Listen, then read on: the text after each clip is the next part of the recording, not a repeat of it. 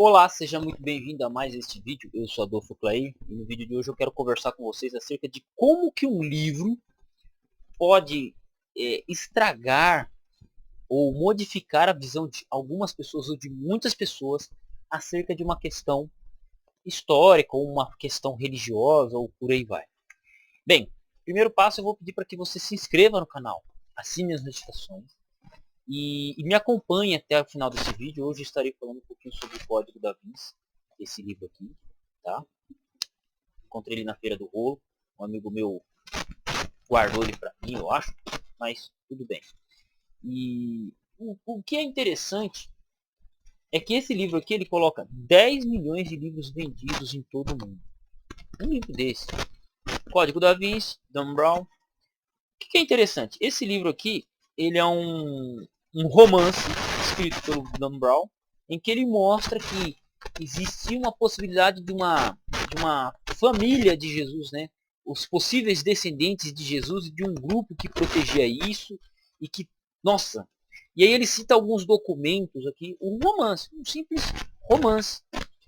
Só que, por exemplo, quando você pega pessoas desinformadas acerca da história de fato, elas começam a tomar isso aqui como referência. Isso aqui ele se torna um pano de fundo histórico. Como a pessoa compreende. E isso é muito danoso. Por exemplo, vamos pegar no caso da fé cristã, porque esse livro aqui ele torce algumas informações que o desavisado começa a ter como referência. Ah, um manuscrito em aramaico. O manuscrito não estava em aramaico. Outra coisa, um manuscrito. Né? O Rodrigo Silva ele faz uma observação mais detalhada acerca do livro, de algumas inconsistências arqueológicas, históricas que esse livro acaba mencionando, então não vou me ater aqui a essas questões, mas eu quero mostrar como que esse livro aqui ele estraga a visão de algumas pessoas. Por quê?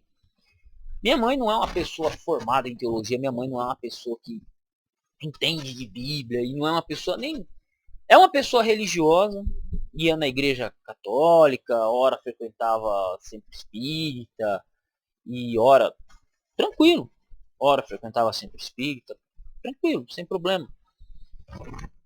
Só que, ao se deparar com um documento, com um livro como esse, ela tomava como referência. E veja, eu não estou falando de alguém que eu desconheço, estou falando da minha mãe, irmão. Né? Estou falando da minha mãe. Então, coisas como essa aqui, elas destroem, ou elas distorcem, porque você chegar e falar assim, a sua fé é mentirosa, é uma coisa. Mas um livro desse, ele constrói toda uma narrativa e a pessoa ela é pega nos detalhes. Ela é pega nos detalhes. Entende? Ela é pega nos detalhes.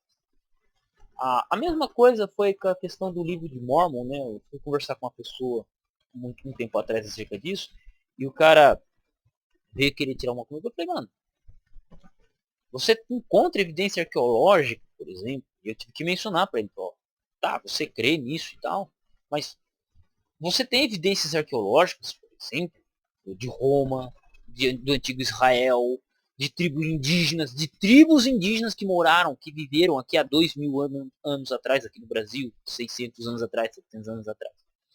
Você pega o livro de Mormon, ele faz uma narrativa de uma grande população, de um grande povo. E onde está a evidência arqueológica disso? Me traga uma evidência arqueológica disso. Irmão, não existe. Não existe. E pessoas acreditam nisso. Entende?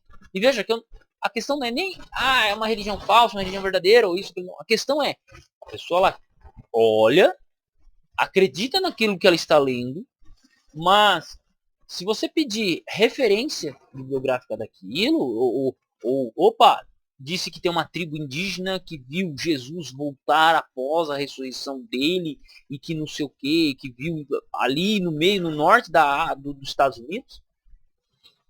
Aí você pede uma evidência arqueológica dessa grande nação que sobreveio, que foi revelado por um anjo. Não existe. Não existe. Você pega um livro, um romance muito bem estruturado e por aí vai, e tem falhas. Mas por que tem falhas? Meu, isso é um romance. É um romance. Só que tem pessoas que vão ler e desavisadamente vão acreditar fielmente. Menciono, por exemplo, o caso da minha mãe. Menciono pessoas que eu já trombei no meio do caminho. Na época eu não tinha um conhecimento teológico que eu tenho hoje, não tinha um conhecimento histórico para poder trocar uma ideia nesse patamar aqui que eu estou fazendo, né? Mas, assim, é algo que acontece com certa frequência. Por exemplo, fui conversar com minha esposa, começou a conversar com uma vizinha, a gente chegou para trocar uma ideia com ela. E ela falou, não, porque a primeira esposa de Adão não foi Eva, foi Lilith. Olhei, mano, vou te explicar uma coisa. Esse papo que Lilith foi a primeira esposa de Adão é uma história contada por um judeu na Idade Média. Se você olhar na Bíblia, Lilith ela só vai ser mencionada em Isaías como um demônio que habita no deserto, um demônio, uma entidade feminina que habita nos desertos. É traduzido até como coruja em algumas Bíblias. Outras Bíblias trazem gatos selvagens. Né? Não, é gato selvagem. Mas não tem nada a ver com Gênesis.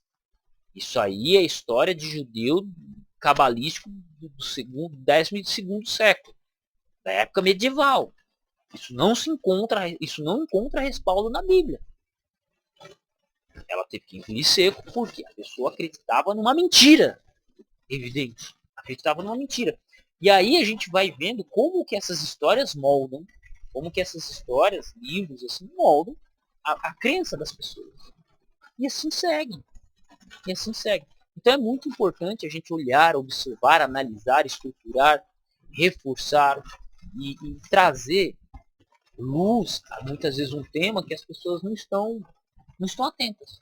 Por isso que servem os estudiosos, por isso que serve canais do YouTube como esse, né, ou bons livros. E é isso. Tamo junto no campo de batalha. Adolfo Cleiro à disposição. Até o próximo vídeo e fui.